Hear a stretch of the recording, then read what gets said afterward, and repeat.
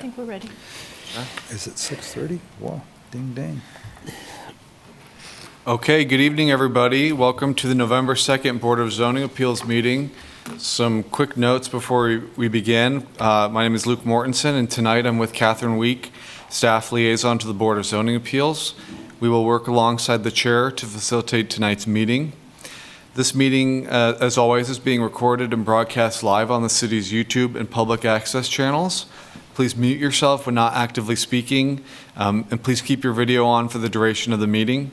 There will not be screen sharing as a part of this meeting tonight. All attachments, reference materials, and submissions from the public are included in the agenda packet. The chair will call for in-person and virtual public comment for those who wish to speak. All motions will need to be stated clearly. After a motion is made and seconded, staff will call on each board member individually to provide their vote. Staff will then need to announce whether the motion carried and the count of that vote. Now I will toss it to Catherine to see if we have quorum tonight. Good evening, Commissioners. I'll go ahead and call roll. Herod? Here. Met board members, not commissioners. Palos? Here? Rankin? Here. Shalinski? Here.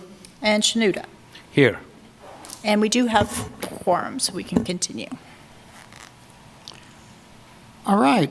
Welcome to the November BZA meeting. It is a busy agenda, so let's go ahead and get started. Item B is communications. We acknowledge any communications to come before the board. We disclose any ex parte communications and/or abstentions, and announce any agenda items that will be deferred. Starting with the third one, I believe there is one agenda item that is being deferred, so there will only be one public hearing tonight. On A and B, does anyone have anything to disclose? So this is Catherine Week, staff liaison. We do not have any additional communications. They all came in and went into the packet, so you should have those. Any ex parte communications? Okay. Hearing none, let's proceed with election of officers for the coming year. We are electing a chair and a vice chair for the coming year. I'm happy to do it again, and I'm happy to not do it again. So, do we have any nominations? Yeah, I'll nominate you, Barry, to be our chairman again. Okay, You've done a great job. thank you. I'll second. Do we have moved by Palos, second by Shanud? Do we have other nominations? So we have a first and a second, so we can go ahead and have a vote if you so desire, since we have a first and a second on the floor. Okay. All of those in favor? Aye. Aye. Aye. Opposed? Aye. Okay. Thank you for your vote of confidence. We need to also elect a vice chair. Do we have any nominations for that position? I'll nominate Dean. I appreciate that, but I'm concerned that I'm going to be traveling a lot Okay. this coming year, so I would have to decline. Okay. But thank you. Adam, are you our vice chair right now? I currently am, yeah. Then I, Well,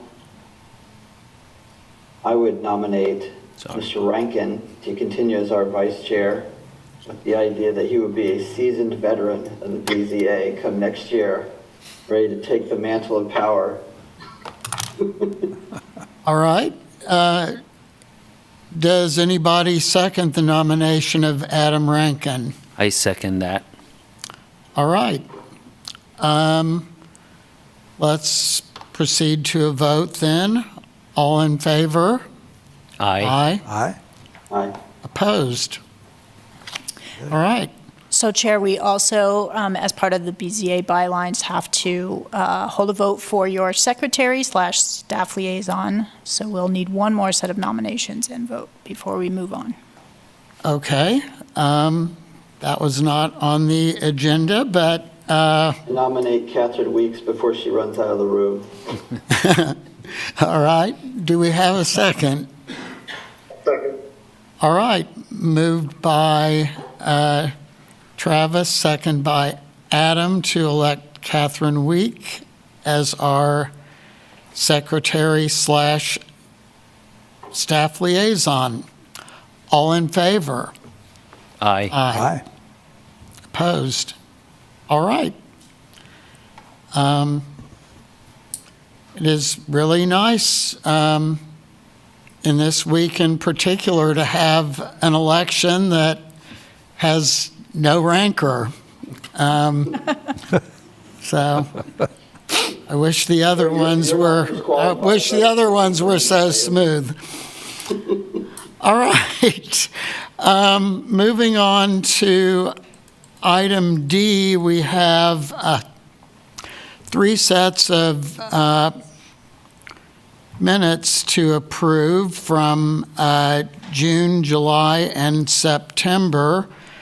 I'm happy to do it in one motion unless anyone would like to do it in 3.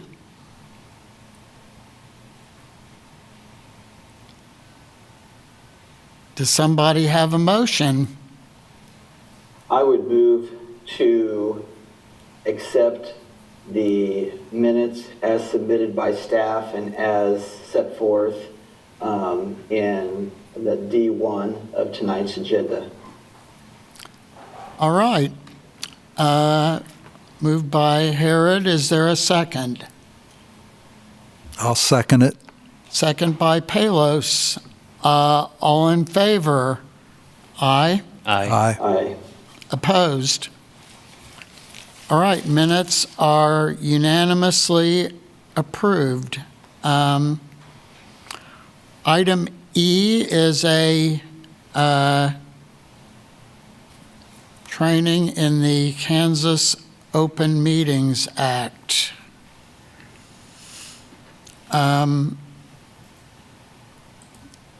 Which I'm happy to proceed with, but I wonder if it might not be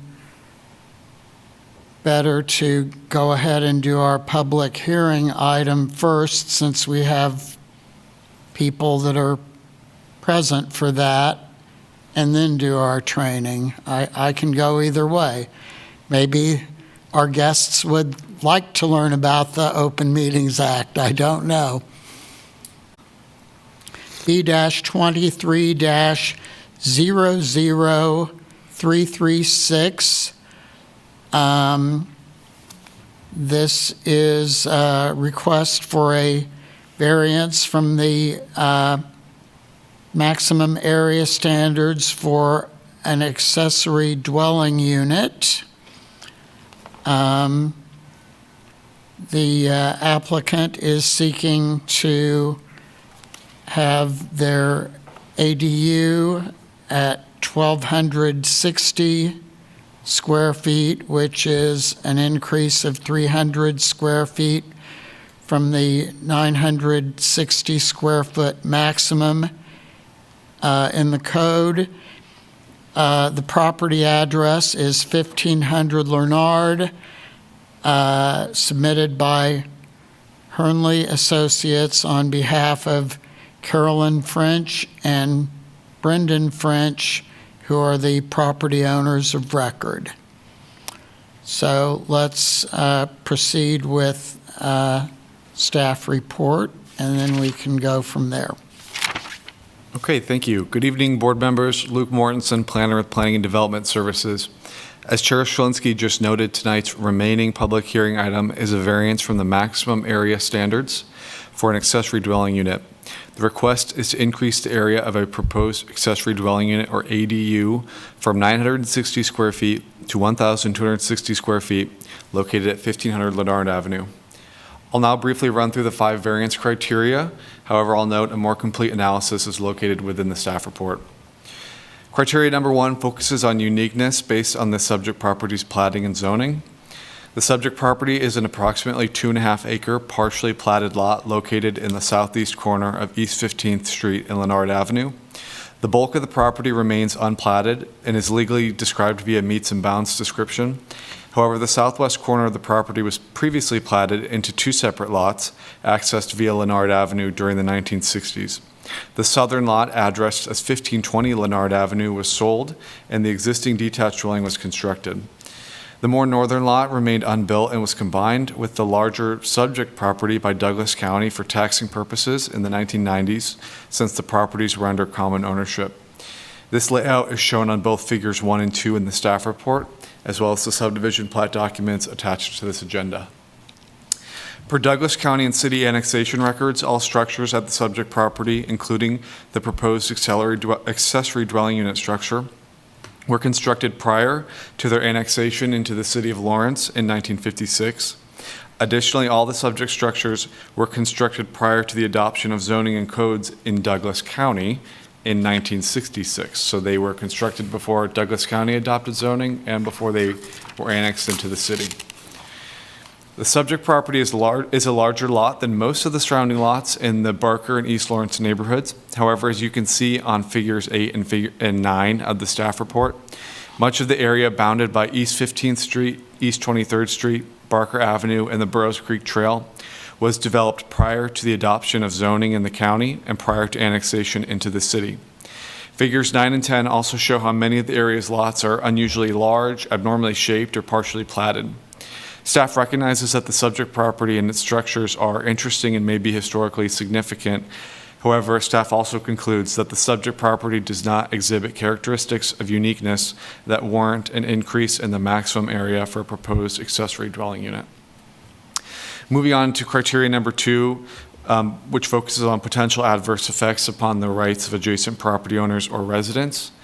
In staff's opinion, the requested variance will not adversely affect the rights of adjacent property owners or residents. An accessory dwelling unit with an increased maximum area would not restrict those adjacent property owners, residents, or tenants from maintaining their existing land uses. Staff did not receive any written, verbal, phone call, or in-person communications on this proposed variance. Moving on to the 3rd criteria, which is our unnecessary hardship. In staff's opinion, strict adherence to the Land Development Code would not constitute an unnecessary hardship as defined by the Land Development Code and included within the staff report. This proposed variance request would be a solution to a design in a unit size preference, rather than a relief mechanism to mitigate an arbitrary and capricious interference with the applicant's basic right of property ownership. A denial would not deprive the applicants of their property without compensation. The subject property and the subject structure could accommodate a compliant accessory dwelling unit and would remain a compliant accessory structure even if this variance is denied. Moving on to criteria number 4, the adverse effects on public health, safety, morals, order, convenience, prosperity, or general welfare. In staff's opinion, granting the requested variance would not create an adverse impact upon the above listed items. The request in question is contained within the parcel owned by the applicants and would not create any spillover noxious effects to the surrounding area. The existing accessory structure is adequately set back from the adjacent property lines, and a future accessory dwelling unit of any size is subject to the accessory dwelling use standards, which include an accessory dwelling unit registration and affidavit that are recorded at the Douglas County Register of Deeds. Finally, the 5th criteria focuses on the general spirit and intent of the code. In staff's opinion, approval of this variance is inconsistent with the spirit and intent of the Land Development Code. The variance process is intended to equalize the development process for properties that exhibit unique conditions, and mitigate unnecessary hardships caused by strict adherence to our code, regardless of the applicant's land use. The code provides development standards for both accessory structures and accessory dwelling units. It intends for accessory dwelling units to be clearly subordinate to a lot's principal dwelling unit. For that reason, the code permits accessory dwelling units to be 33% the size of the principal dwelling unit's living area, or 960 square feet, whichever is less.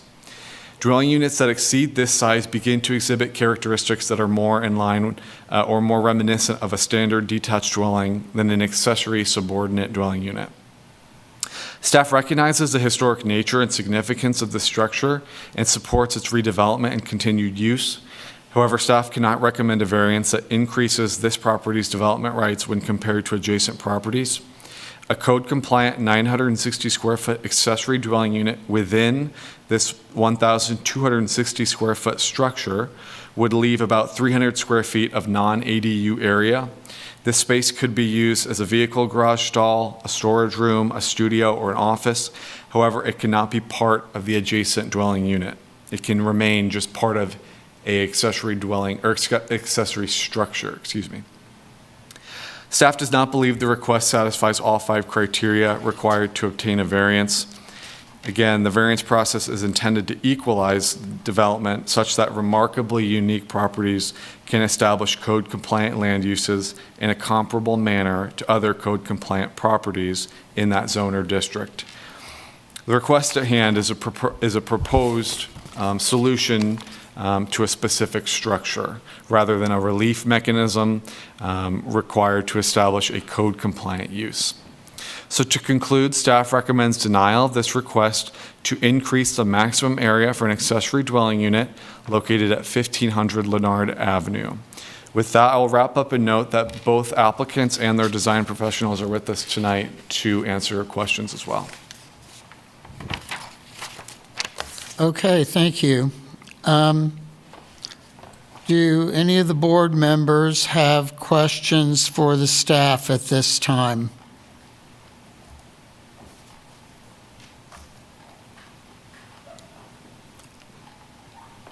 Okay. Hearing no questions from the board, let's proceed with any comments that the architectural team for the applicants would like to make. Hi, I'm Megan Brewery of Hernley Associates. I'm also here with Stan Hernley of Hernley Associates and Caroline French, the owner. We prepared a short presentation for tonight's item that's attached at the end of the agenda packet. So I'll just kind of walk through those images. Starting on the second page of the slide, it shows the parcel outlined in red at 1500 Leonard. North is up, just to kind of get your bearings. And then the sunflower farm is to the west or left in the image. Just to note, this is a large property, approximately 2.7 acres or 117,500 square feet, surrounded by trees and fencing. And the red pin indicates the location of the proposed ADU that we're discussing tonight. It's located at the south end of the property, back beyond the main house. Then on the third slide, we have 2 photos of the site taken from the corner at 1500 and Leonard, looking at the property and looking down the drive of the property. From those 2 images, you can see that or you can't see the house or the proposed ADU. They're very obscured by the landscaping and fencing. Third slide, or the next slide, is the northeast corner of the property and the southwest corner of the property. Again, both houses are obscured by the trees and fencing. There's, on one side, you can just barely make out the secondary house in it, and that's just from, walking around actually looking for it. It's very hard to see from the road. The next slide shows a picture of the main house, which is 5,476 square feet, and the proposed ADU at 1,260 square feet. As you can see from the photos, the main house is really a large kind of grand structure with the craftsman details, and the proposed ADU is a much more modest structure, but very residential with, the shutters and typical window openings. So yeah, that's what those two photos show. The next slide, just kind of same photo, but just highlighting some of the points. It's circa 1870 dwelling, and it's been nominated to the National Register of Historic Places as an early example of a National Folk Style house in Lawrence, or just outside of Lawrence when it was originally built. And the total enclosed area is 1,260 square feet, as I mentioned. And so then the next slide would be the plans of proposed plans of the building. We'd be using the enclosed space on the, the east side of the house as the kitchen and new bathroom. Then where the garage is at, which was a later change to this house. It used to completely be a dwelling structure, but in the 1960s it was, or approximately in the 1960s, it was likely changed into this garage, but that would be enclosed again in the proposed plans as living space, and then the second story would have 2 bedrooms and a bathroom. The next slide shows a couple more photos of the house, just to show it's a very residential structure, very modest. It's clearly a secondary structure on the property. It would not take precedent over the main structure of the property. And then the next slide is 2 photos of the interior of the house, showing the banister and one of the bedrooms. So clearly residential on the interior. That's what it was built for, and that's what its original purpose was, and what it's been used for historically. And then that's pretty much the presentation. So we thank you for your time and your consideration. Stan, did you have anything to add? Just a couple of things. Thanks, Megan. So I think in looking at the project, we're looking for its uniqueness and its hardship. I think that's the main 2 features. The uniqueness really comes from having 2 dwellings that are both historic listed on the same property, and that they're both on a very large lot. This lot could be subdivided.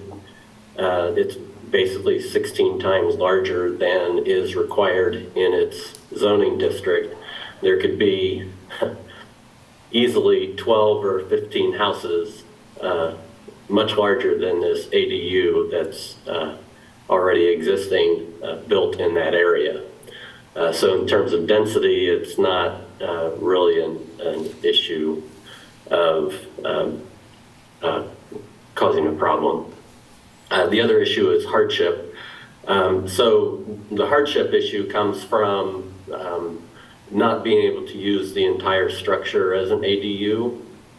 Staff mentioned that it could still partially be an ADU and partially not an ADU finished space, but that historically isn't its use. It was historically a residence that was lived in by folks that worked on the property. And by not being able to convert the ADU or this building to an ADU,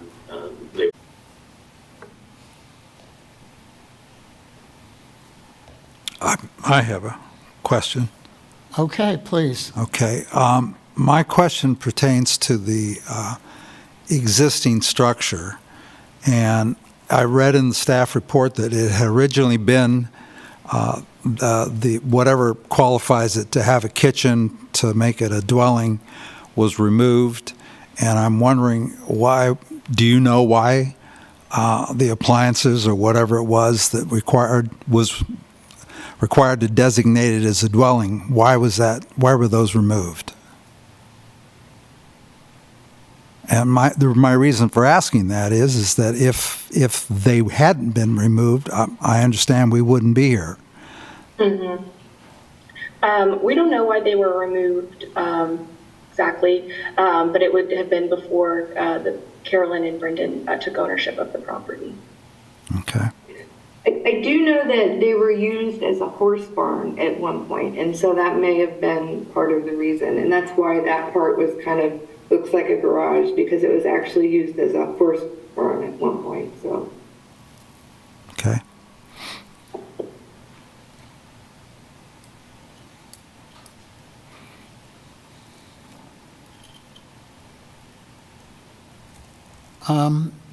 Other questions?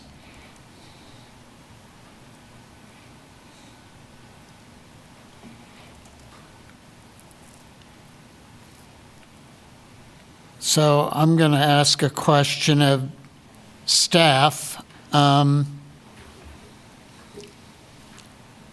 seems like correct me if I'm wrong, it seems like the issue here is that the owners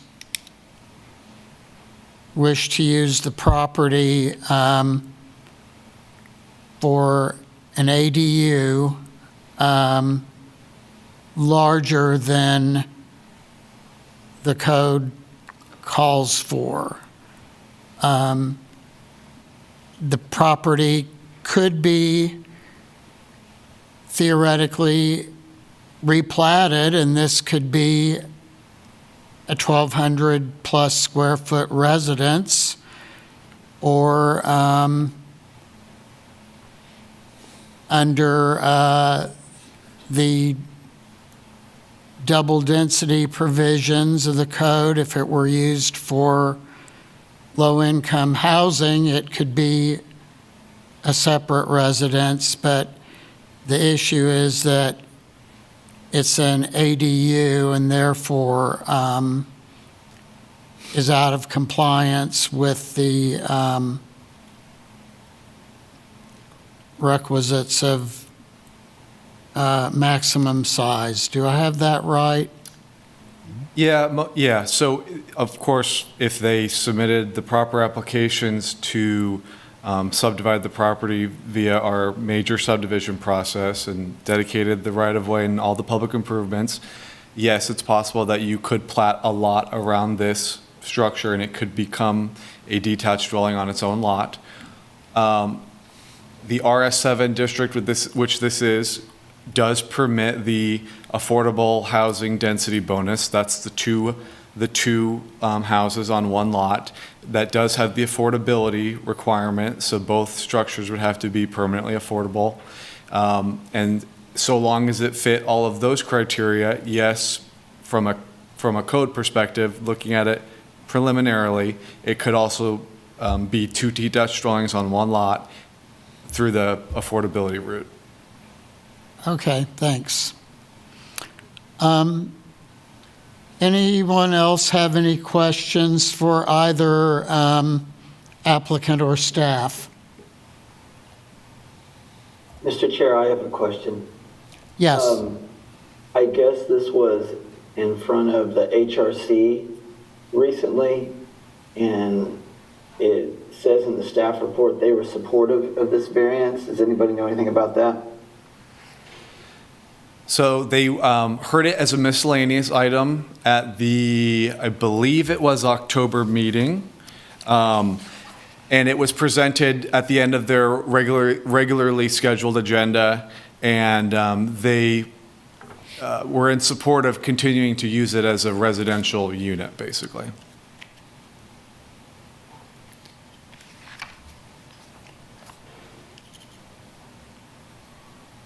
Thank you. Does applicant have anything to add with regard to the HRC?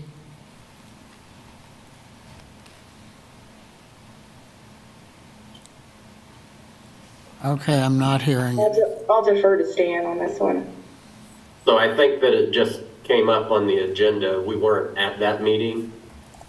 So I think it just came up on the agenda as one of the items coming before BZA that would also be of interest to the HRC. Stan is correct. Lynn Zollner, our Historic Resources Administrator, brought that to the HRC given that it's encumbered by locally listed historic environs. Okay, thank you. Okay, any further questions for anyone from board members? Well, I have a question for both staff and the applicant, and I'm just guesstimating from my own efforts to look at your floor plan, but it looks to me like the additional 300 square feet that you're wanting is what appears to be the garage currently. Am I correct about that? I'll let Megan speak to that. Yes, that is approximately 300 That's square it. feet. So otherwise, you're under the 900, is it 960 square feet? I think it's close, I don't know. So what I'm getting at is the structure as it is right now, absent the use of the garage, would comply with the ADU requirements for square footage. Is that correct? Yeah. Okay.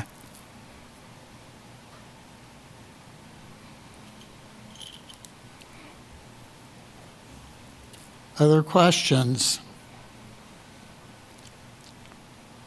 Okay, I'm going to ask now whether there is anyone from the public that would like to comment. I don't see anyone in the room or on Zoom, but make sure that we make that opportunity available if there is anyone. Yep, I'm not seeing anybody on Zoom.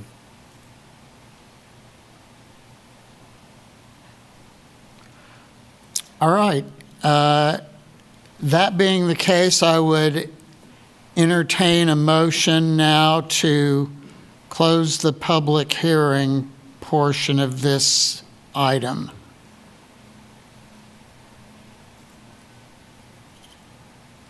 Do I have a motion?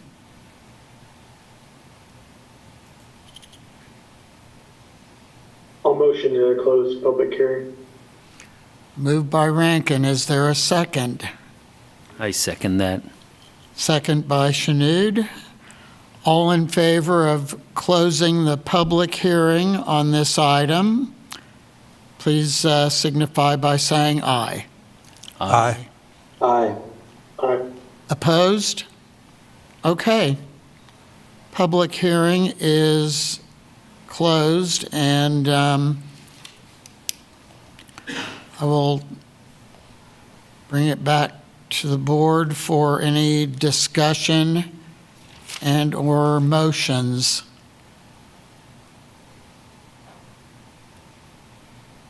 Can I just follow up with my previous question? Yes. I had asked the applicant, but does staff have a comment on the size of the building currently, and could it be used as an ADU absent the use of the garage? Or the garage could be used as a garage. It wouldn't count as part of the square feet.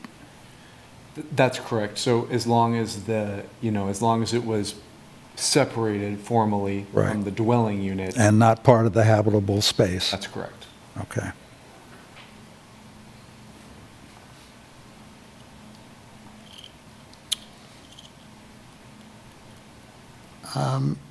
Any other questions, discussion, or motions? I don't see a problem with this if they want to convert the garage to a living area. Okay. That space already exists. Just my thought.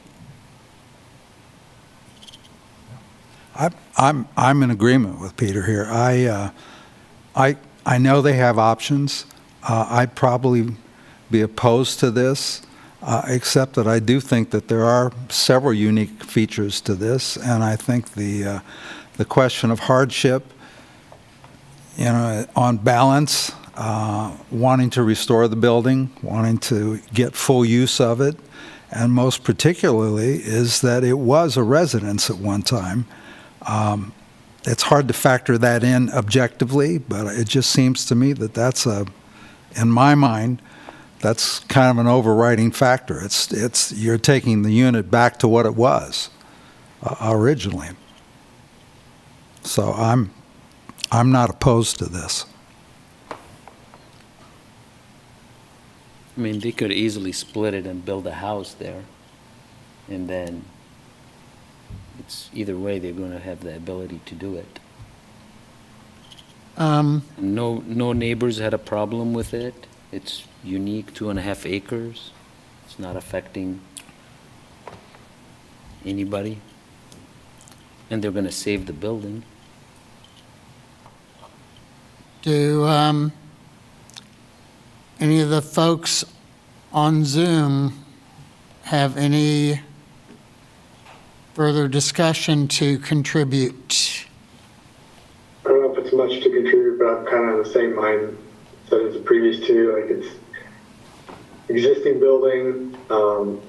They're obviously trying to restore it back to what it was originally before the garage. So I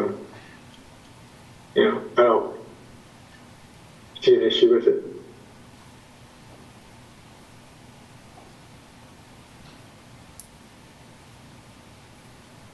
Okay.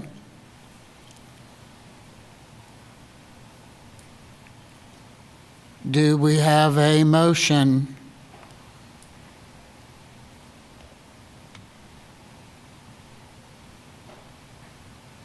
Anyone? I push a motion to approve this variance request. Okay. Motion to approve, and do you want to address any of the factors further Well, in your motion, or just that you believe it meets the 5 criteria?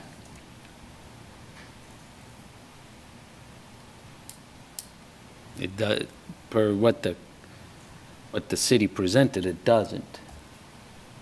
But what they want to do with the property, it's common. Yeah. It's common. They're going to finish the garage to a living area. They're not asking to demolish the building and put another house.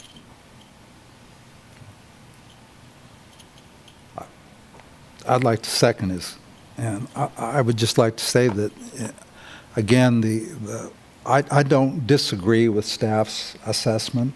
I just think that the matter of interpreting the fact that there was a dwelling unit there before was not, they brought it up, but it wasn't considered as an element or a variable. I think it's important.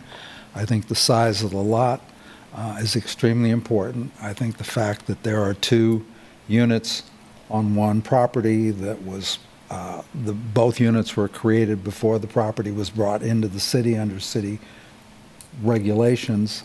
I think all those are very unique circumstances. And the hardship is like I said, I think the hardship is a difficult one because it does seem as though it's a matter of preference with them, but I can understand why you would want to use the entire structure. What do you think? Your thoughts? My thoughts, I'm struggling with it a little bit. The uniqueness of it, I'm pretty comfortable with. Because there really are not, there are some large lots in that part of the city, but this is bigger than most of them, and most of them are not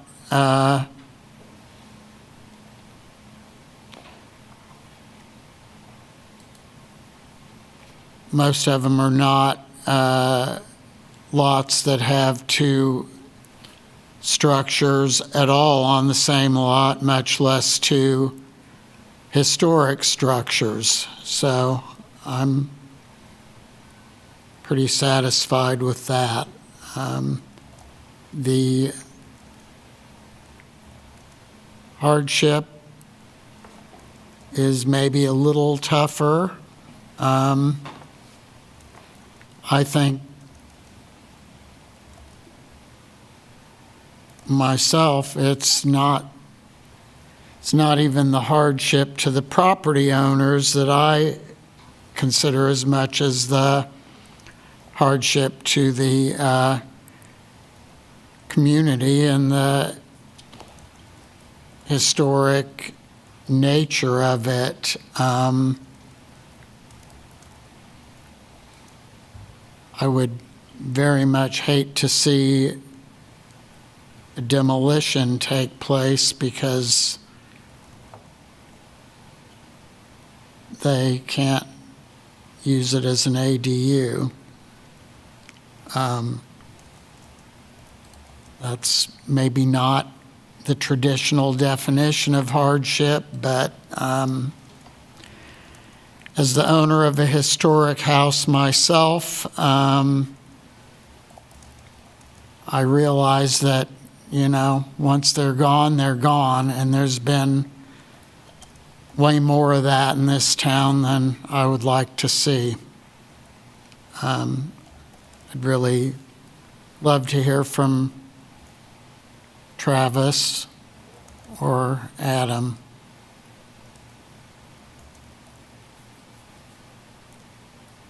I think Chairman Shalinski, I think he literally, I was actually excited when you brought up the hardship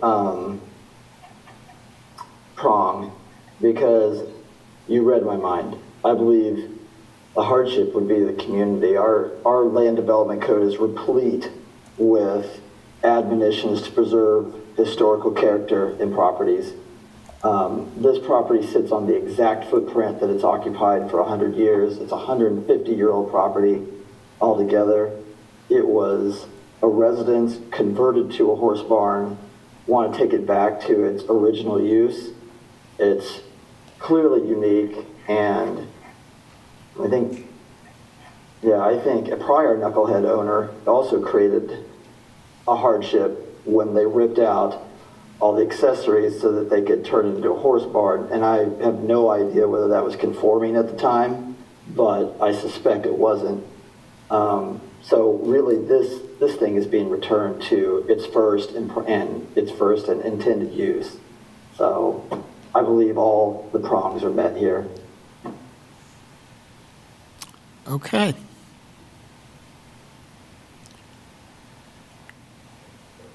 We have a motion and a second. Are we ready to vote? Or is there any further discussion?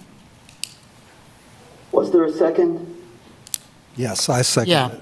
Okay, thank you. Okay, just making sure. Shanood moved and Palos second. Okay. Okay. Let's proceed with the vote then. Staff, would you call the roll, please? Sure. Harrod, I vote in favor of the motion. Rankin, Yes, in favor. Palos, Yes. Shalinski, Yes? Shanuda, Yes. and the motion carries. Okay, thank you. Megan and Stan, I'll email you guys tomorrow, okay?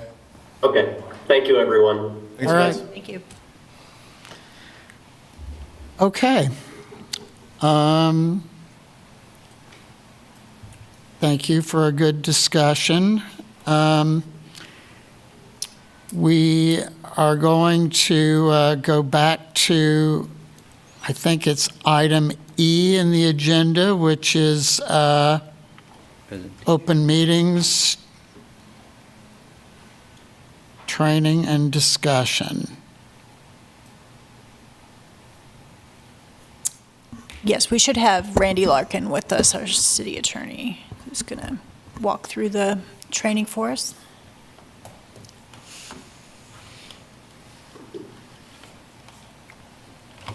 Good evening, Board of Zoning Appeals members. I'm Randy Larkin, Deputy City Attorney, and we're here tonight to talk about the Kansas Open Meetings Act and conflicts of interest.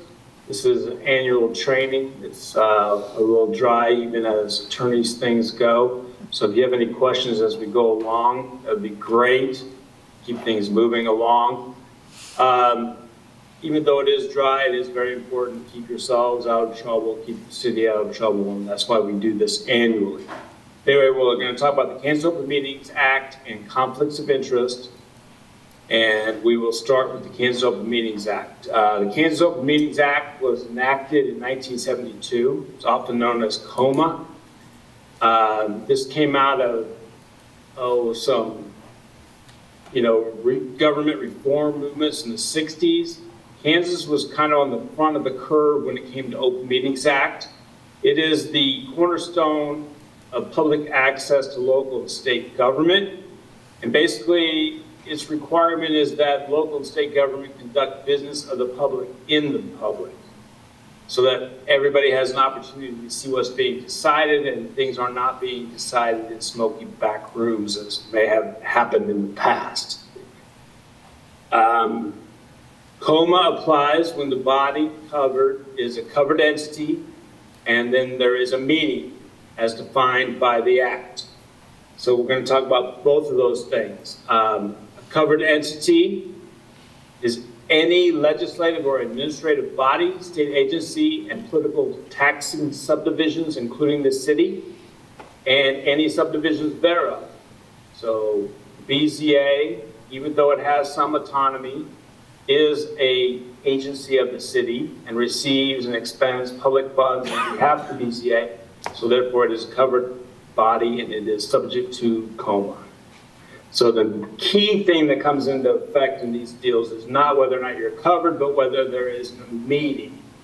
A meeting is a gathering or assembly of persons through use of a telephone or other type of medium for interactive communication. So it could be emails, it could be texts, anything like that. That would be a gathering or assembly by a majority of the membership of the body, and for the purposes of discussing the business of the affairs of the body. So you have to have some type of communication by a majority of the body for the purpose of discussing the business of the body.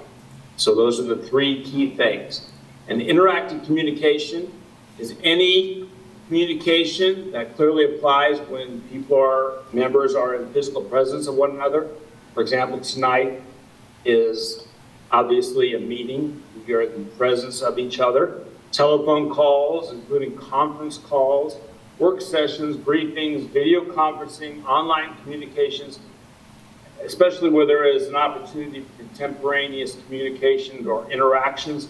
Those are all meetings.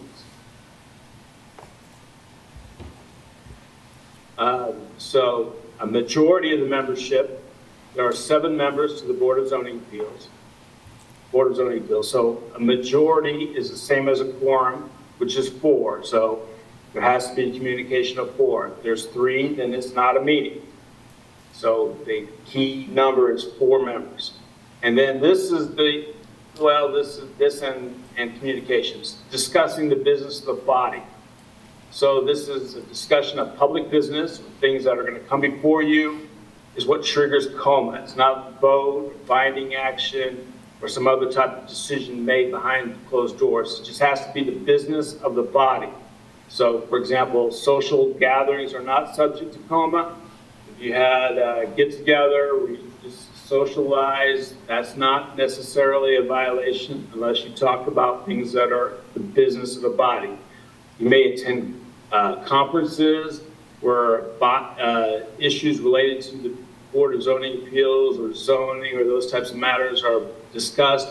And if there's more than 4 of you, that would not necessarily be a violation because there would not be a discussion of the business of the body. So what we're talking about when we talk about the business of the body is something that's either been before you, is coming up before you, or may have been in the recent past. So anyway, just keep that in mind. The Attorney General has indicated the mere fact that the communication is electronic does not by itself raise a KOMA issue. However, to the extent that the electronic communications create interactive discussions among the members of the board, then it could very well be an issue. A single email sent to all the other members would not necessarily be a violation, but participation in the chat room, instant messaging back and forth between a number of members, or those types of deals could very well be a violation of KOMA. So if you're engaged in any of that behavior, be very wary that there is a violation. In the past, the Kansas Attorney General has found that a majority of board members who were posting back and forth on social media, I think they were doing that on Facebook, about a recent decision was a meeting. They were in violation. They had to go to training and do various different things. So be very wary about using social media regarding your duties as a member of the board.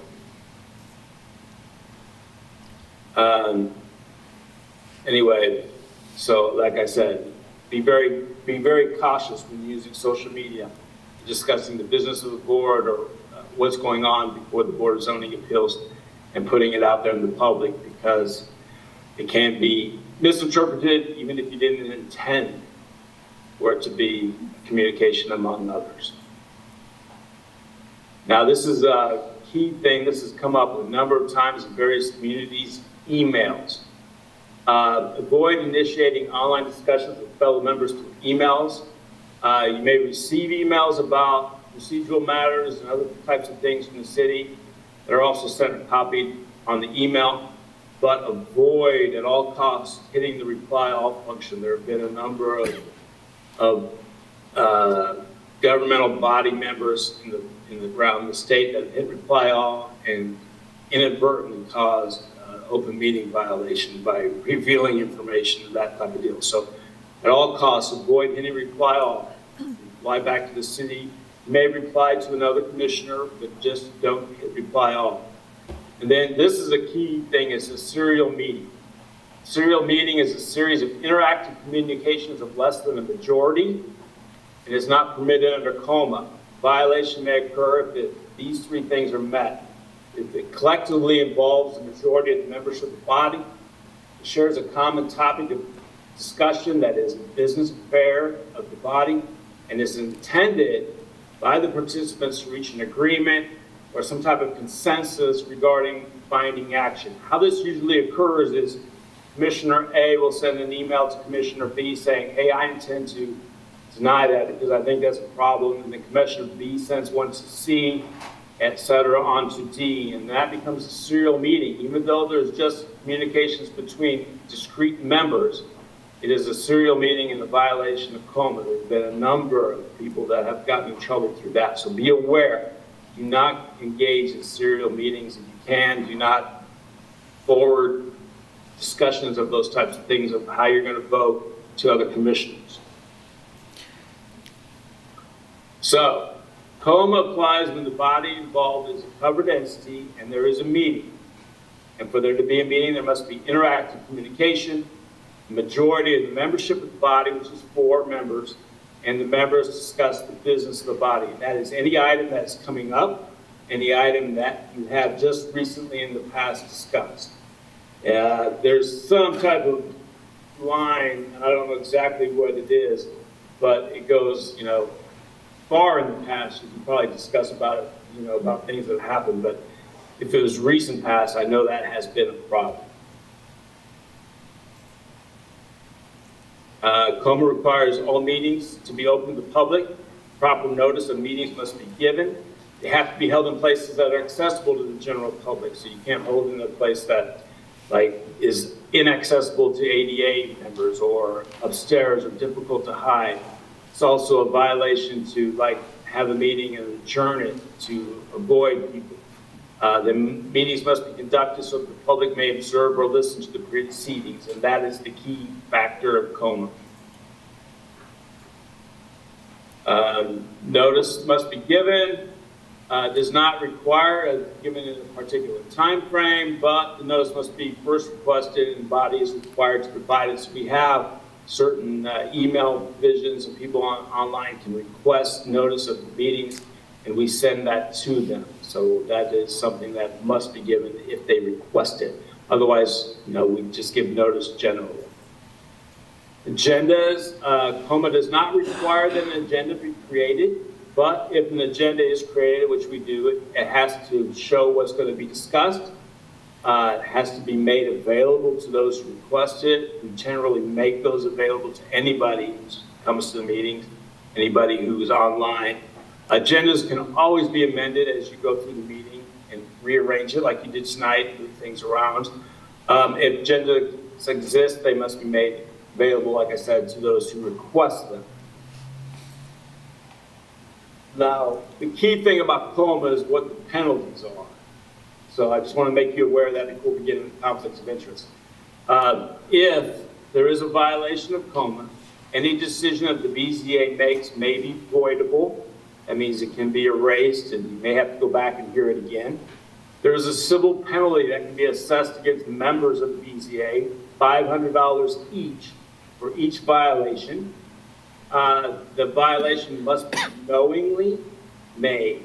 That doesn't necessarily mean intentionally. You just have to know that you engage in the discussion. You don't have to have a specific intent to violate the act.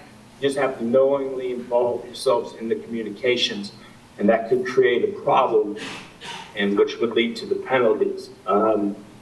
Court can issue injunctions against the BZA. You can issue writs of mandamus requiring the BZA to take certain actions or prohibiting, and the costs of the action are always to enforce the KOMA are always assessed against the BZA.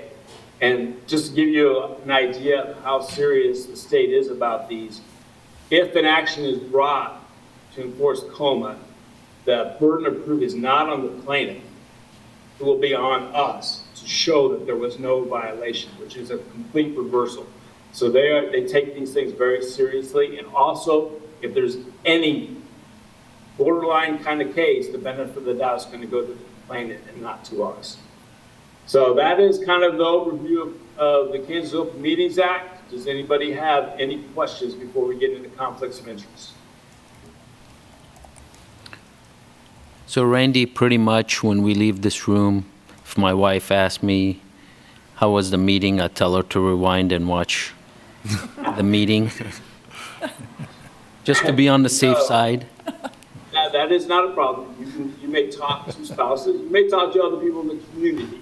Yeah. It's just a question of when you have talked to members of the board about what happened or what you did, and that number exceeds 4, then you have a problem. You can actually talk to one other member. You can go have coffee with one of the other members, or have another type of beverage, or whatever you want to do, and talk about it. That's not a problem. It's just when 4 people are engaged, that's a problem. So you can always talk to spouse or significant others regarding what happened, what went on. Just don't talk to my wife and have her talk to me. Third party. So, I know, I was all just right, kidding. So anyway, that's key. I mean, that's the key deal. And basically, what's going to happen if you get in trouble? It's going to be embarrassing.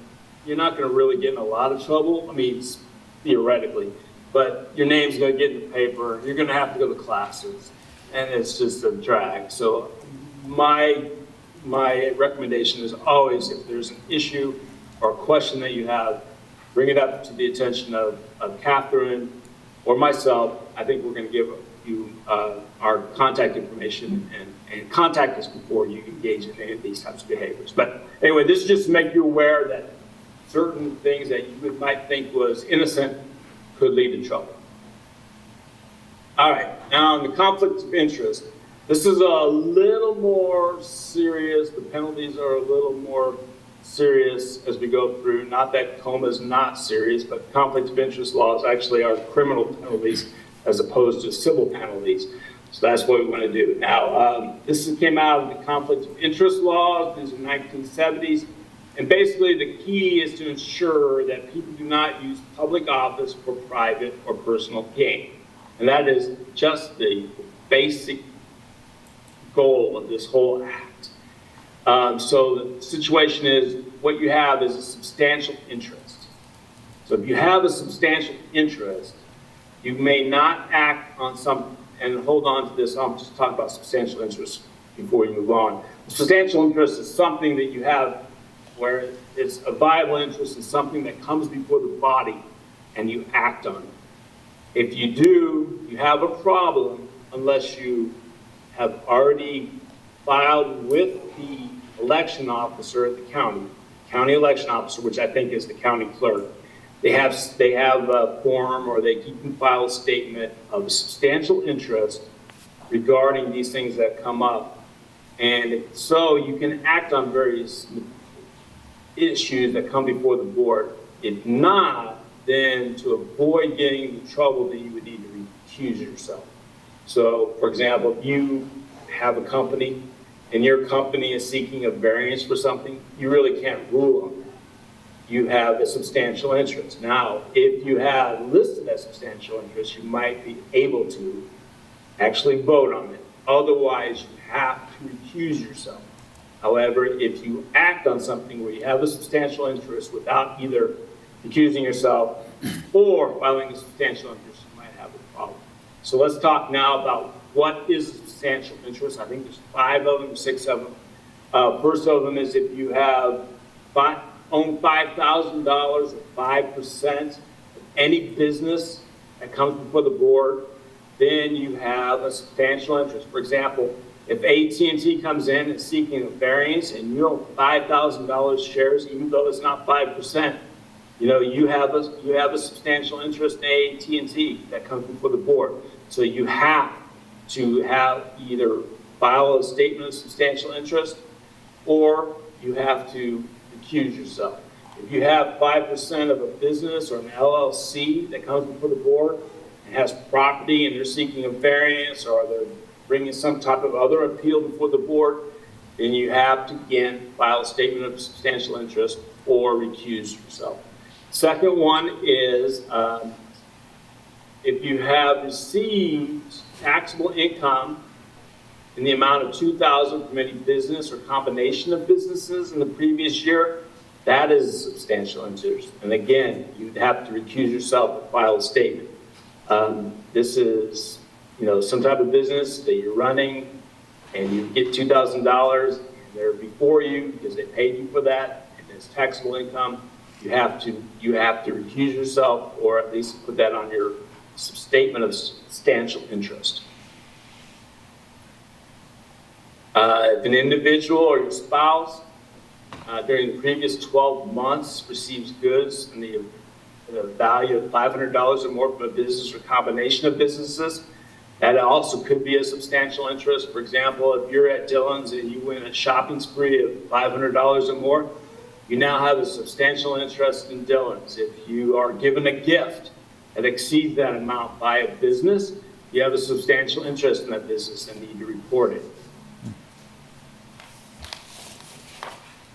4, if you are a director or office associate or partner of any business other than certain not-for-profit corporations, irrespective of whether you're paid for it, if you're on the board of directors, then you are considered to have a substantial interest in that business. So if you're on the board of directors for, I wouldn't say the Boys and Girls Club because they would probably qualify as a not-for-profit organization. But if you're on the board of some type of other board that doesn't qualify as a not-for-profit, you probably need to recuse yourself or have listed it on your statement of substantial interest.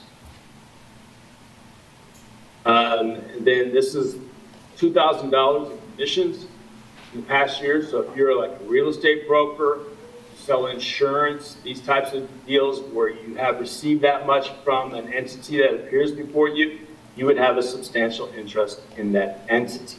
And that's the 5 of them. Does anyone have any questions regarding those? All right, if not, we'll move on to penalties. So yes, how you avoid this is you either recuse yourself or you file a statement of substantial interest with the county election office of Douglas County, Kansas, which is the county clerk, not the city clerk, and you list out who you have a substantial interest in, and then you can vote or consider items that appear before the board. If you do not do that, you need to abstain. If you do not abstain, there are serious repercussions if you take action with something that you have a substantial interest in. The penalties are, it's a Class B misdemeanor. And if you're convicted, it's a Class B misdemeanor, and go on your record, you'll have a fine of perhaps up to $1,000. You may be incarcerated for 6 months, or you may be fined and incarcerated. So be very careful about this. If you have anything, or you think that you perhaps have an interest in anything, please let Catherine know.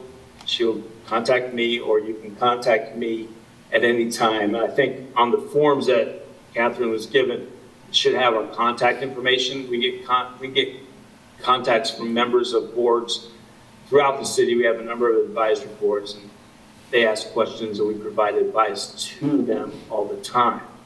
However, if you're not satisfied with that, or if you're not comfortable coming to us, we understand that. There is a state governmental ethics commission, and I had provided that information to you in the handout.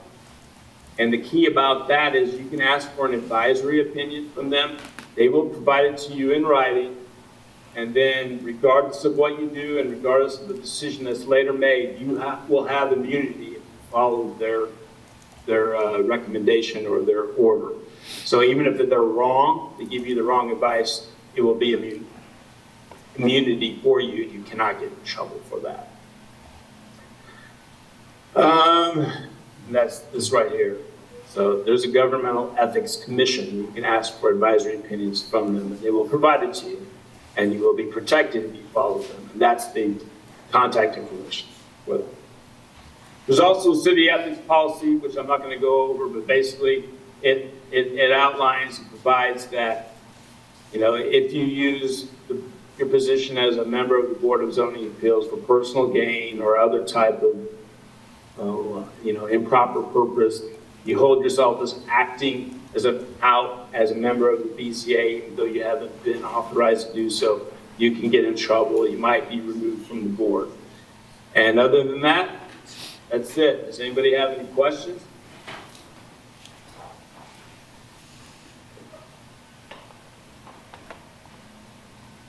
I have a question. Yeah, if you own property within a certain distance of an application, do you have an obligation to at least identify that, or do you? It's not recognized as a conflict of interest under the state law. It's Right. not a violation of the ethics policy. And the reason we have you on the board is because you live within the city and have knowledge. It would probably be a good idea to say, hey, just for purposes of transparency, to say, hey, I live within that neighborhood. I'm not affected by it. If you believe you are affected by it, or if you believe causes you a situation where you have a situation where there's at least an appearance of impropriety, maybe it's your best friend, maybe it's a relative of yours, not necessarily a conflict of interest, but you might want to recuse yourself just to avoid, that appearance of impropriety. Okay. But otherwise, no, you can act on things within your own neighborhood. All right. Thank you.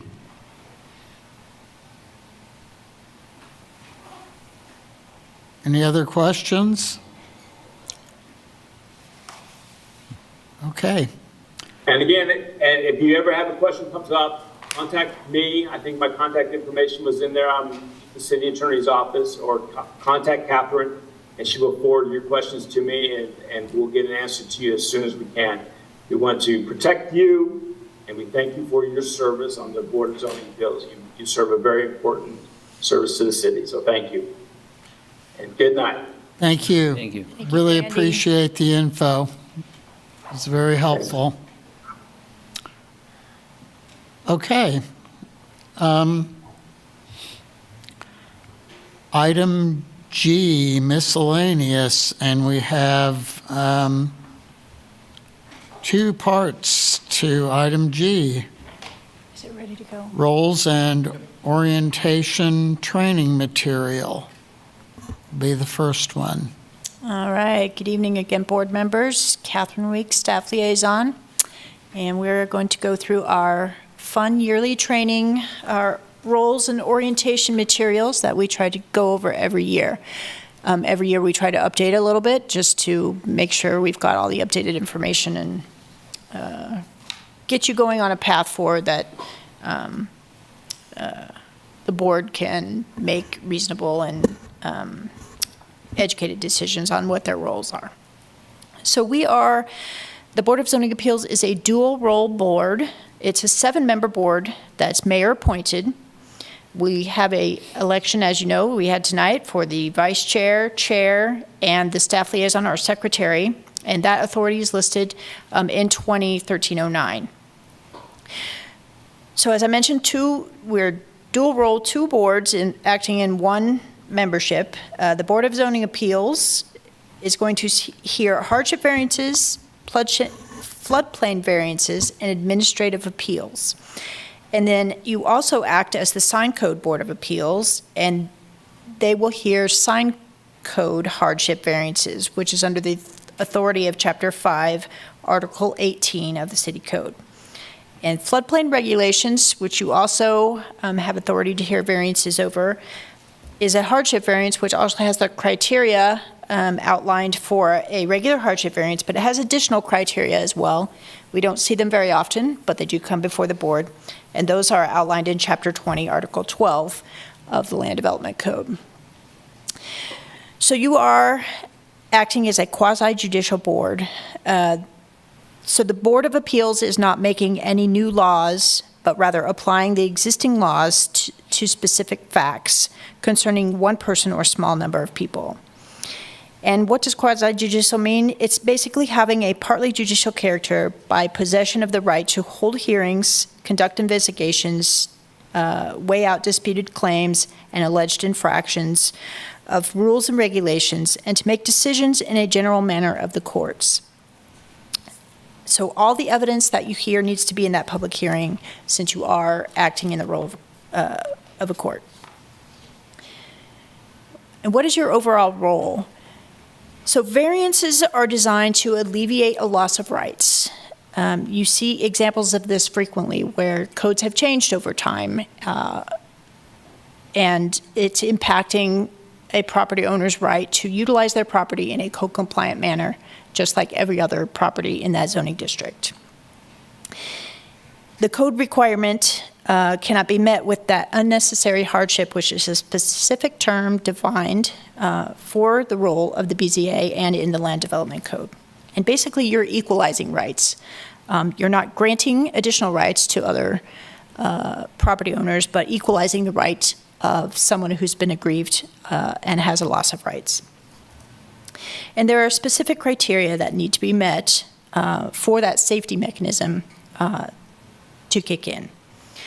And this is a moment in the presentation, I just want to give you kind of a quote from public information out there about the roles of the Board of Zoning Appeals. It's really tough to be a Board of Zoning Appeals member. You have to act on facts and legal criteria, and not just sympathy or empathy or what applicants may feel is right. The BZA cannot legally decide their requests based on compassion, or only on whether that 5 criteria have been met. This will be easier for you as a board member and for the applicant if the applicant understands what you must legally do and base your decision on. This does not mean that the Board of Zoning Appeals should be cold or mean or rude to the applicants, just that your compassion should not be guiding your decision. It's difficult not to be moved by those that are upset. Sometimes there are tears in the room or stories that elicit sympathy.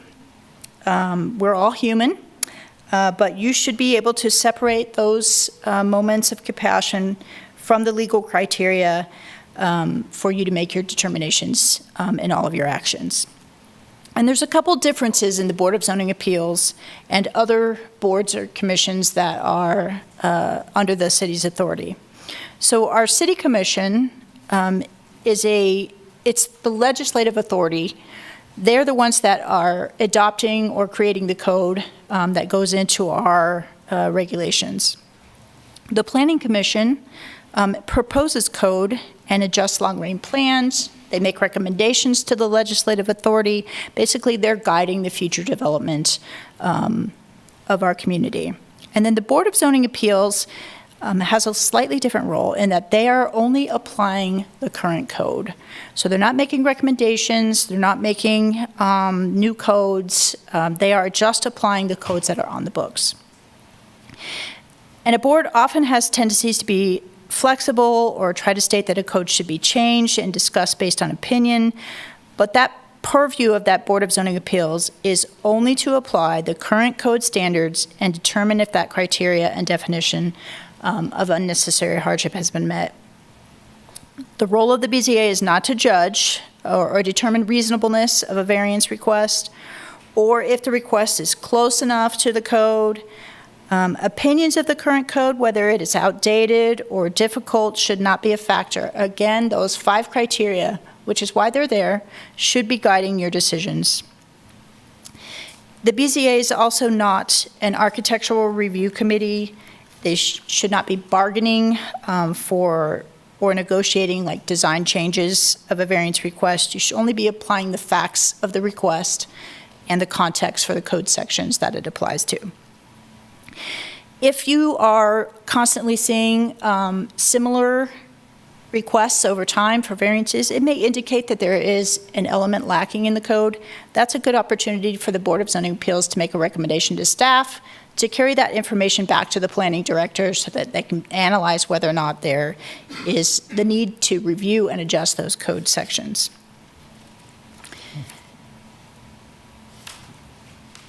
So what is a hardship variance? Typically, if you can apply a number or a measurement to the request or the code, it's likely a dimensional area standard, and it's something that could be eligible for a variance if the threshold of the 5 criteria is met. The caveat to that would be if the quantity is, say, related to a use, like number of dwelling units on a lot, that would be what would be classified as a use variance. That is not something that the board has purview over. There's a high bar and specific criteria outlined to grant a hardship variance. The variance, once granted, and this is important to remember, runs with the land because it's assumed that that criteria have been met and the land itself is what is creating that hardship. And we'll discuss the specific criteria for review. Ultimately, one should be able to ask the question if a certain project development was to go away and the site was completely redeveloped, would that hardship still exist? If that is the case, then it likely is going to meet all of those 5 criteria. There are 2 types of variances. Per Kansas statute, the BZA is not authorized to grant use variances. We will only see dimensional and area variances. We will not see use variances. Use variances are what would be considered something like spot zoning, where you're permitting a use that is typically not permitted in that zoning district. And again, planning staff will not bring these before you, but it is good for you to be aware of them because sometimes they come up in discussions, and you should have the knowledge that the Board of Zoning Appeals is not able to grant those types of variances. There are additional limitations on the Board of Zoning Appeals. We have what are called planned developments, and we also have a section in the code called the SMART code. Those 2 elements have different processes that do not come before the Board of Zoning Appeals.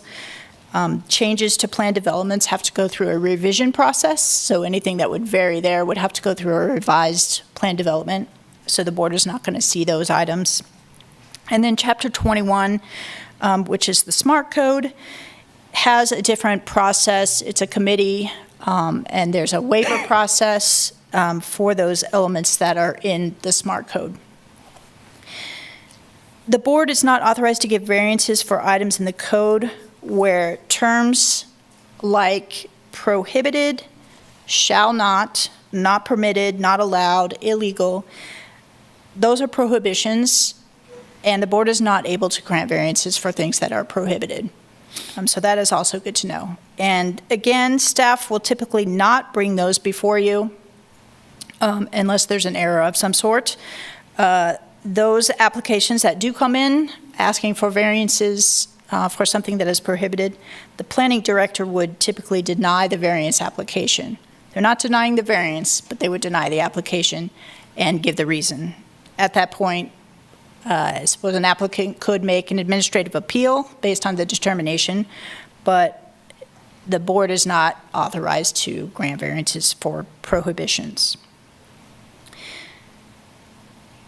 We're going to talk a little bit about the definition for unnecessary hardship. That is a specific definition that's relevant to your board specifically, because you're the one that's determining whether or not there is an unnecessary hardship.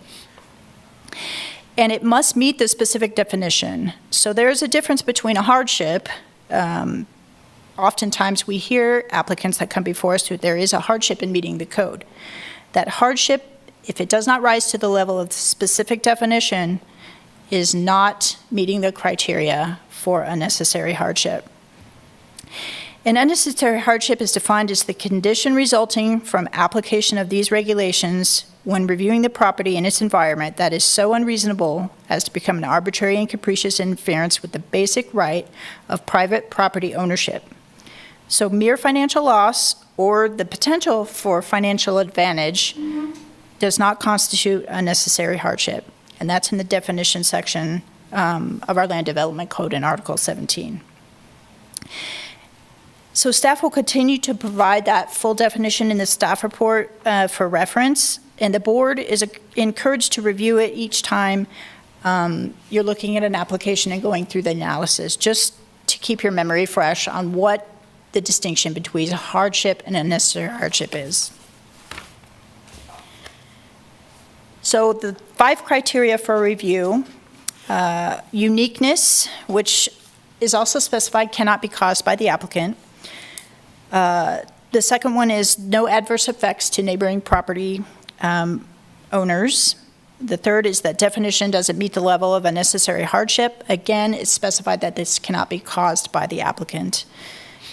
And then the fourth criteria is whether or not it impacts health, safety, welfare, and the other items listed in that criteria.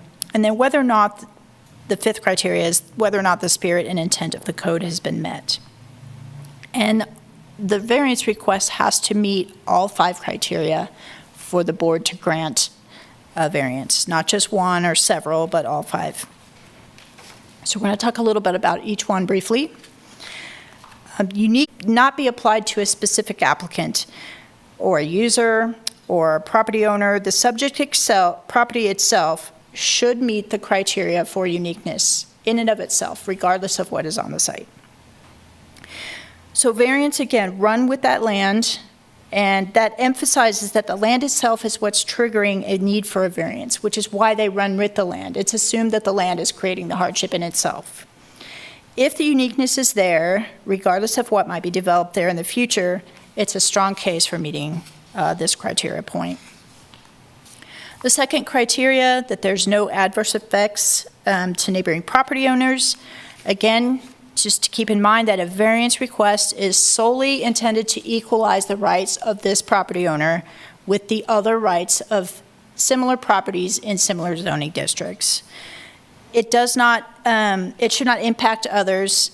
If you're granting variances that do not meet this standard, you are in essence granting someone additional rights that the rest of the zoning district or similar properties would not have. The third criteria is that definition of unnecessary hardship. And again, just to stress, it's typically created by a rezoning, platting, a downzoning, new code adoptions that have rendered the property unusable for a conforming use. And any development prior to the current regulations are now somehow not compliant or not able to be used in a compliant manner in the code. A hardship is something that could be limiting your design choices. So we are going to hear hardships in almost every application that comes before you.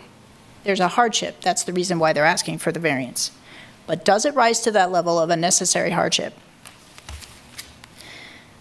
Preferences for designs or business plans should not be given criteria in meeting the definition for unnecessary hardship. That fourth criteria is the health, safety, and welfare, and community well-being. The variance should not be granted where it would perhaps create an unsafe environment. Example might be that something is proposed to be in a setback that's close to a busy right-of-way. Maybe this would create a hazard of some sort. That would be something that may or may not meet the criteria of item 4. So just to keep in mind, general welfare is a criteria for review. And then the fifth criteria is whether or not the spirit and intent of the code is being met. It doesn't impact other code regulations or the purpose of the regulations. So staff will oftentimes put purpose statements or the introduction paragraphs to code sections in your staff reports just to help you when you're analyzing each request to see whether or not it meets that spirit and intent. The purpose statements help to get to that. Using existing conditions on the site that may be required by other code sections to justify meeting a criteria is not considered keeping with the spirit and intent of the code. So if you have to disregard certain code requirements to justify this variance request, it's probably not meeting the intent of the code. So staff reports and recommendations, you're going to get a staff report with every variance request before you. Staff reports are required to be provided to the board via Code Section 201309. The staff has to make a recommendation. That staff report is going to analyze the request against the 5 criteria. And staff will also compile all the relevant code sections, history of the property, any context-related issues that we can find related to that particular property. We will try to include that in the staff report so you have all that information for you to make your recommendation, or to make your determination. And then staff will make a recommendation itself based on how the analysis falls. Staff will make a recommendation to the board.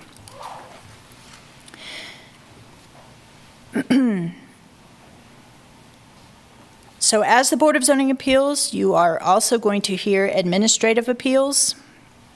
And that, what is an administrative appeal? It's an alleged error in any order, requirement, decision, or determination. And some items of note, you cannot overturn an administrative determination unless there is substantial factual evidence that that error was made. And the burden of proof is on the appellant to show that there was an error. And this is where the board really functions like a court and it adjudicates that code. You're going to make a formal judgment or decision about a disputed matter. Excuse me. Yeah. Catherine, this only applies to the planning director, is that correct? Yes. Okay, so it's not anybody else, not any other? It could be? Yes. Is that right? Yep. So like whom? code official, so like the building official, could make a code enforcement determination and require an action, and that person receiving that that notification could file an appeal. It's happened in the past. Those have come before you before. That would be an administrative appeal.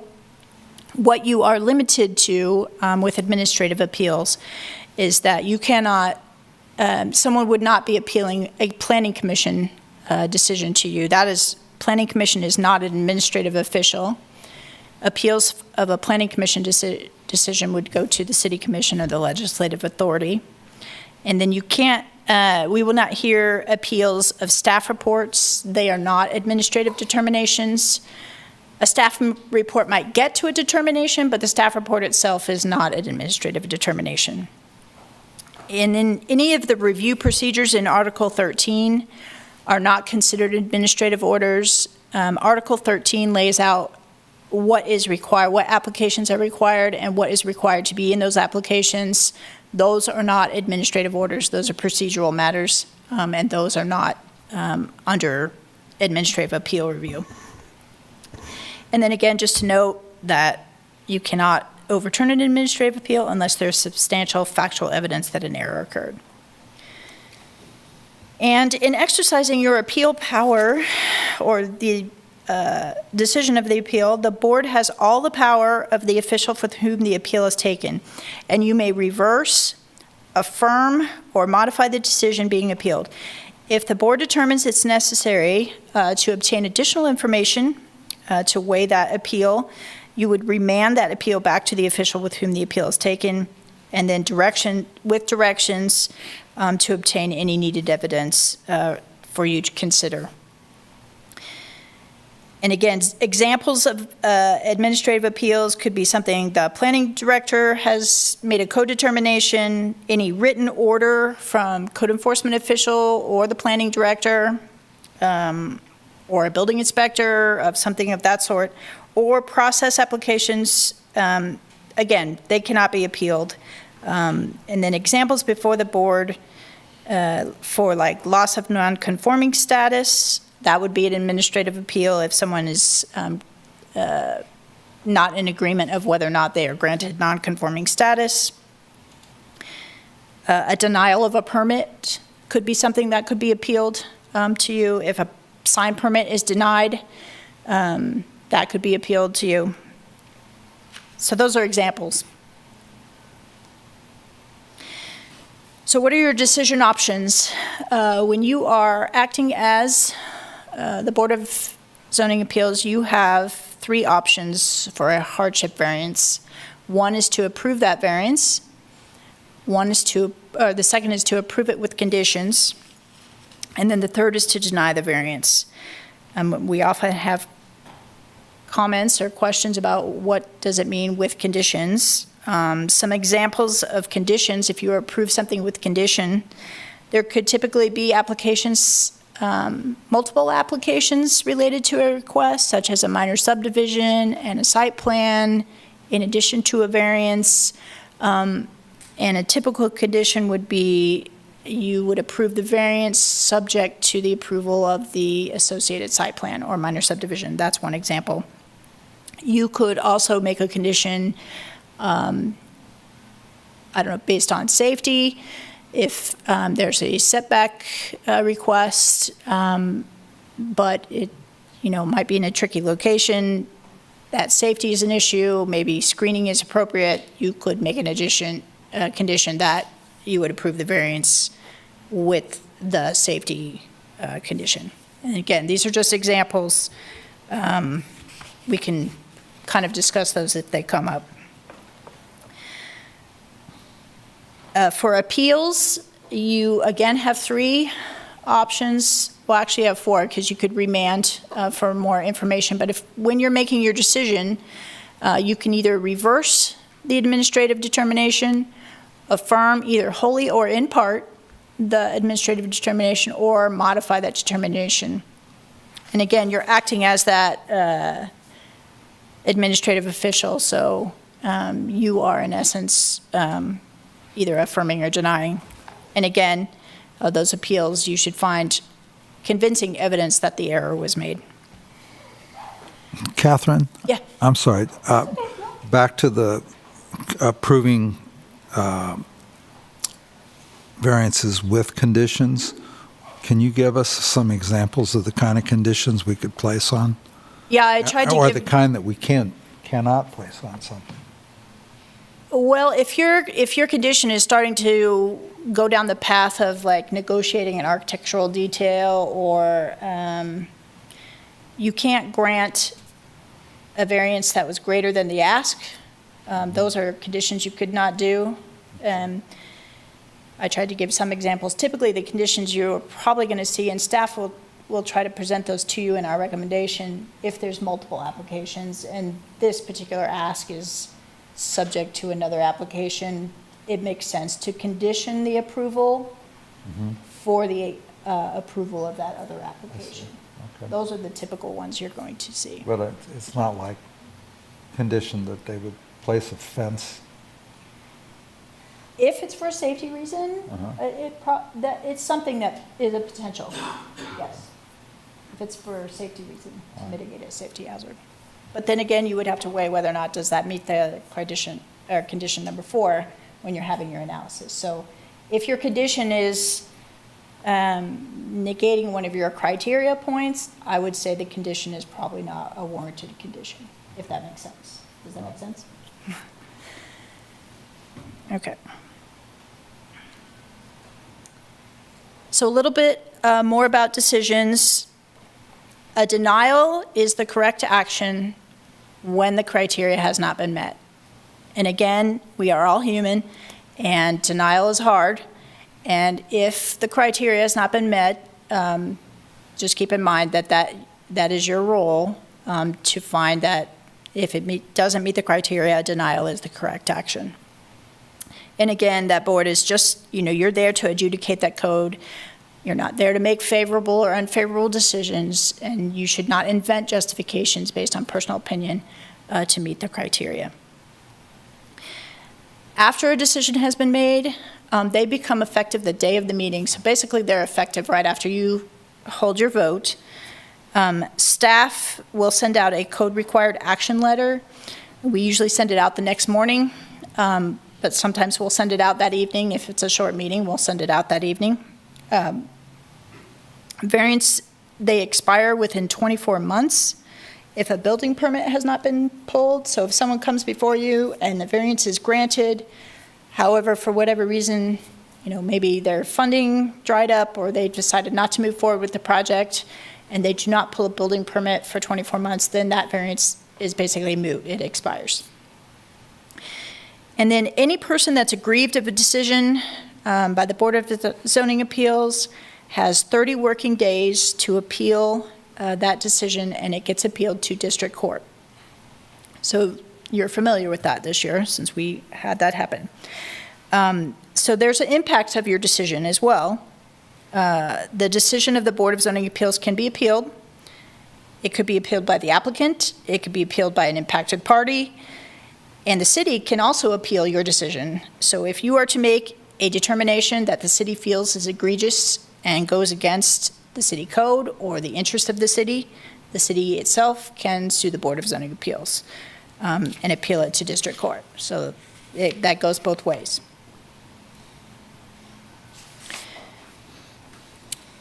So your other role is acting as the Sign Code Board of Appeals. Sign Code Board of Appeals is slightly different, but somewhat the same. So basically, any person seeking a sign permit that cannot meet the restrictions or standard in that sign code may seek a variance from the restrictions and standards of the sign code by filing with the director an application for a variance. So basically, they will submit a building permit or a sign permit for their proposed sign, and if in review staff determines that it doesn't meet the criteria, they would deny that permit, and then that sign applicant would then, if they wanted to pursue a variance, would file a request for a variance. Sign codes also have criteria points. There are 3 of them. Some of them are very similar to the hardship variances. Uniqueness is the first, and that is that the variance request arises from conditions that are unique to the location in question and which are not ordinarily found in the same zoning district, and that those unique conditions are not caused or created by the applicant. Again, this is similar to, it can't just be a design preference. There has to be a reason why this particular sign location is unique, and it should be based on the sign code and the zoning district for which it is located. The second is the public welfare, and again, similar to the hardship variance, is that this is not going to be materially detrimental to the public welfare, including, for sign codes, visual appearance is an element of public welfare, or interest to property or improvements in such zoning districts and or the neighborhood. So this is just a little example of something that does impact neighboring neighborhoods. This is an order board or sign. We have requirements in our code for distance from residential properties or residential districts. And so someone might ask for a variance from that. So that would be something you would consider whether or not that's in the best interest of the public welfare. And then that unnecessary hardship definition, which I've probably mentioned way too many times, but it is also in the sign code variance process as well. So we want to make sure that it's reaching that level of unnecessary hardship. And again, you must find all three criteria have been met to grant the variance for the sign. A little bit more about the board itself. Deferrals and withdrawals must occur prior to hearing the case, which is why we have the section at the beginning of the agenda. Typically, the applicant will let us know if they're deferring or if they choose to withdraw. And sometimes we get that posted on the agendas. Actually, lately, we've been very good about getting those posted on the agenda. The applicant usually lets us know well in advance. Sometimes they may not decide until right before the meeting. And so that's when staff will let you know at that meeting whether or not there's been additional deferrals or withdrawals. Because once the hearing starts, they cannot defer or withdraw the item. You would have to make a determination once that hearing starts. And then also abstaining and recusing also must occur prior to hearing the case. So you can't hear part of the case and then decide to recuse yourself. If you think there's a reason why you need to abstain or recuse from the item, you need to do that prior to opening the hearing for that item. And that's also why we do that at the beginning of the meeting. And then just for city policy, the member that is abstaining or recusing must leave the room during that item, and that's just to keep any undue influence or sense of undue influence if you're in the room while the item is being heard. For whatever, the city has decided that it's best if the member abstaining recuses, leaves the room. And if it's digital, we'll put you in the waiting room, or if you can step out into the chamber on the side, and then we'll bring you back in after the item is over. So a little bit about motions. We're going to talk a little bit more about motions than we have in the past, just to kind of clean some things up. So motions should be clear, and they should include the variance request as stated in the application or in the staff report. And your motion should contain the word because. And the reason it should contain the because is that you need to list your reasoning for the determination. The Board of Zoning Appeals is also required to do findings of fact. Typically, our meetings can sometimes act as findings of fact. If we have to do written determinations for findings of fact, it's very helpful if in the motion you're very clear about why you made the determination, so that if it does get appealed, we have that clear delineation of how you got to your determination. And it's easy to add the word just because. That clarifies things, and you can say because,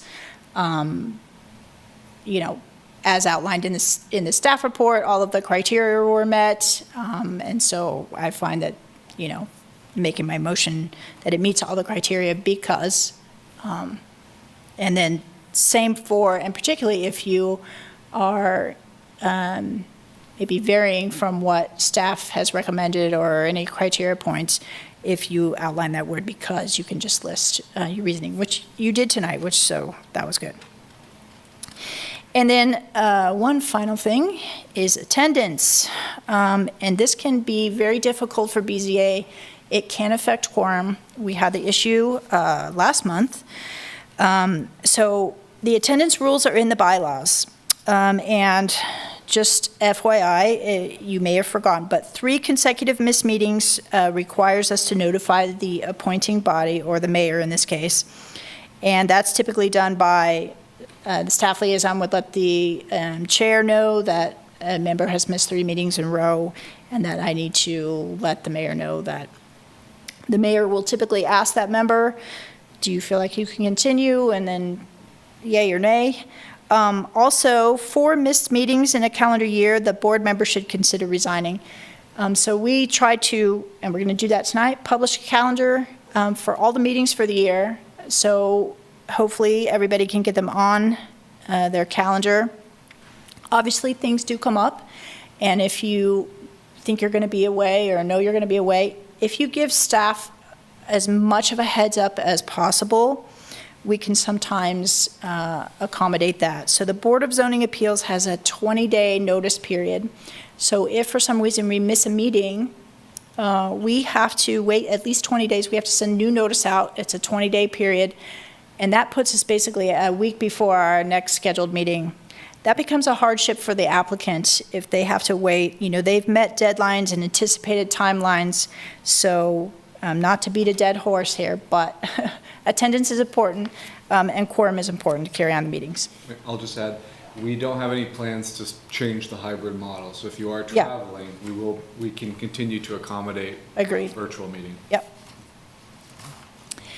And then just general conduct of any commission or board under the city's umbrella. The city adopted an ordinance in 2017. Believe it or not, we had to do that because there was behavior that was not becoming of board members.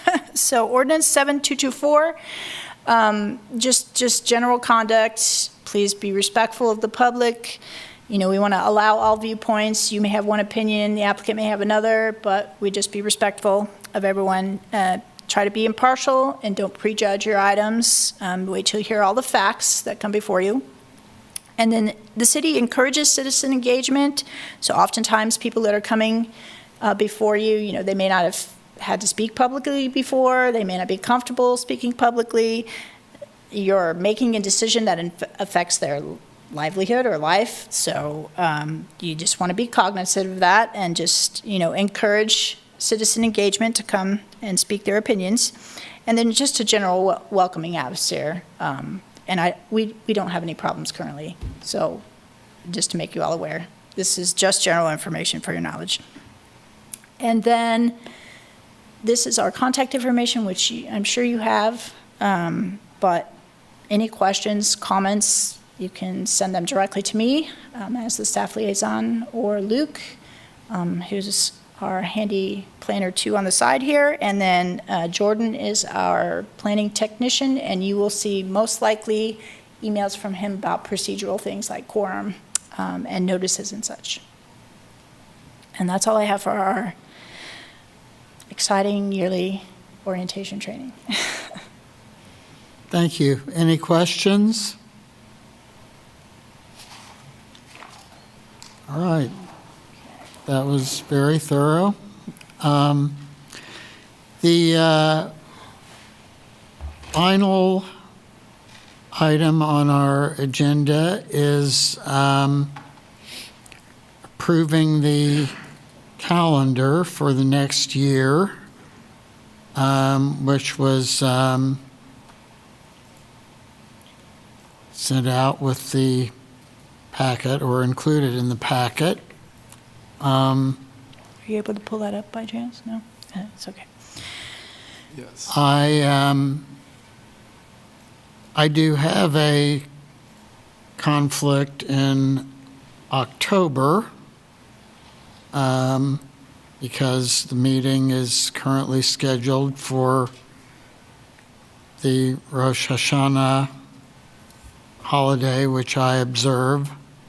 So we can either change it or people can understand that I'm not going to be at that meeting, whatever your preference. But anyone else have any discussion about the proposed calendar?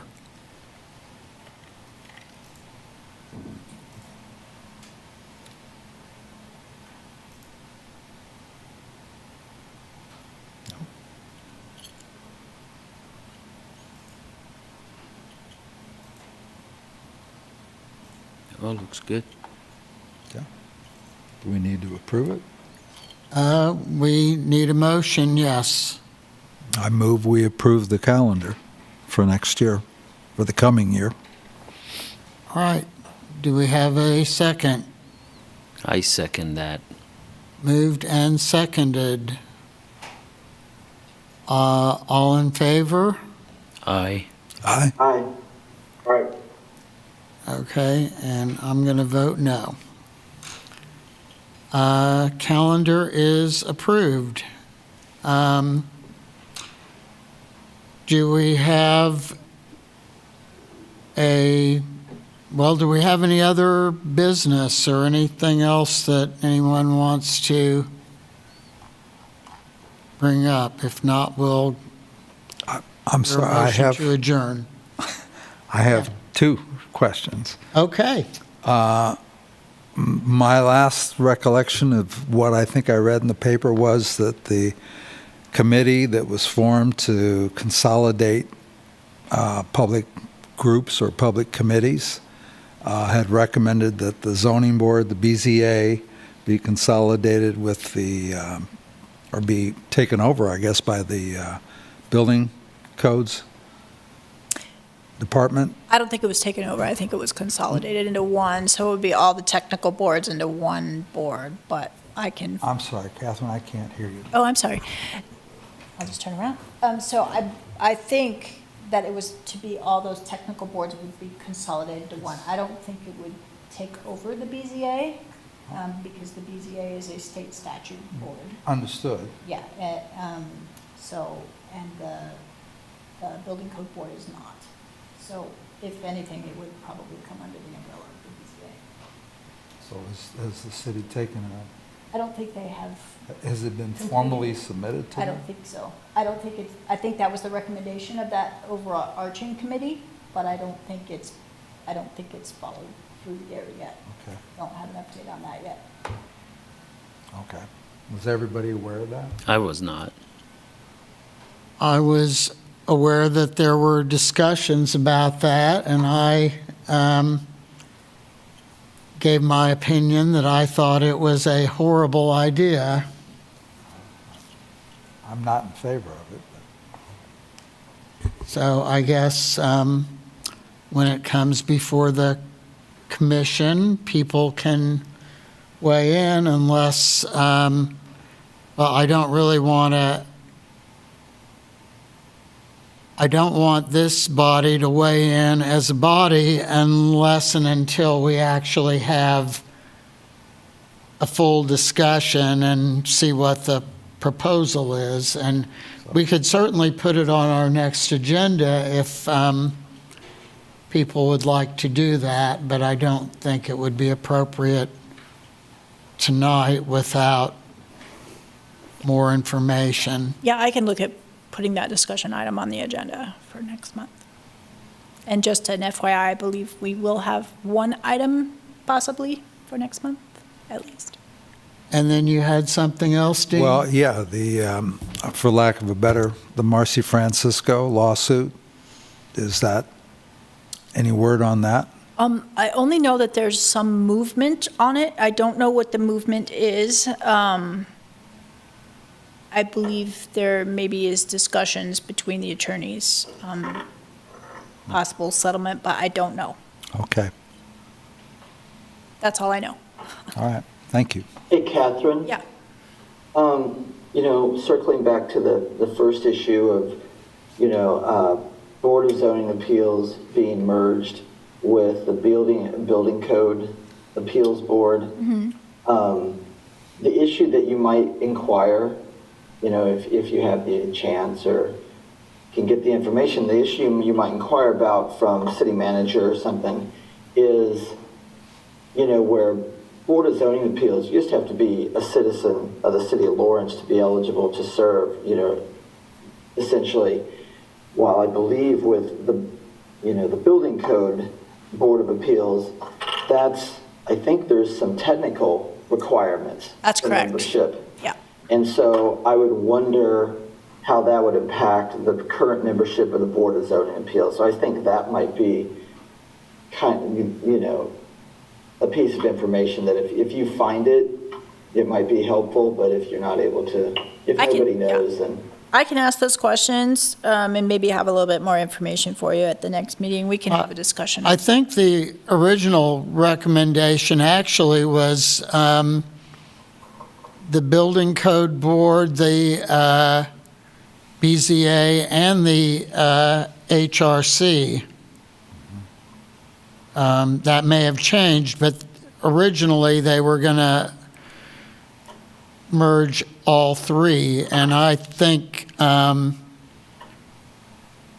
finding somebody that knows about plumbing and wiring and historic resources and has a general overview of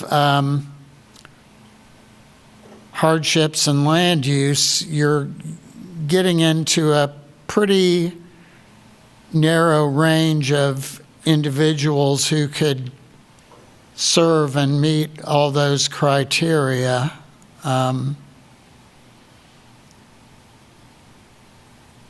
So, These are really good questions, and I will try to get some additional information.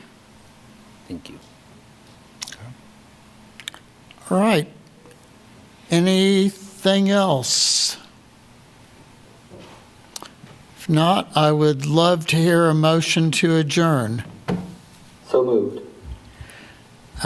Travis Harrod moves, second by I'll second. Second by Adam Rankin. Staff, please call the roll. I think you guys can all just ayes if you want to have a hand vote there. All right. Aye. Aye. Aye. Acclamation. Thanks, everybody. Thank you. Thank you. Thank you. Thank you. Good night, everyone. Happy Thanksgiving coming up. Yeah. Jeez.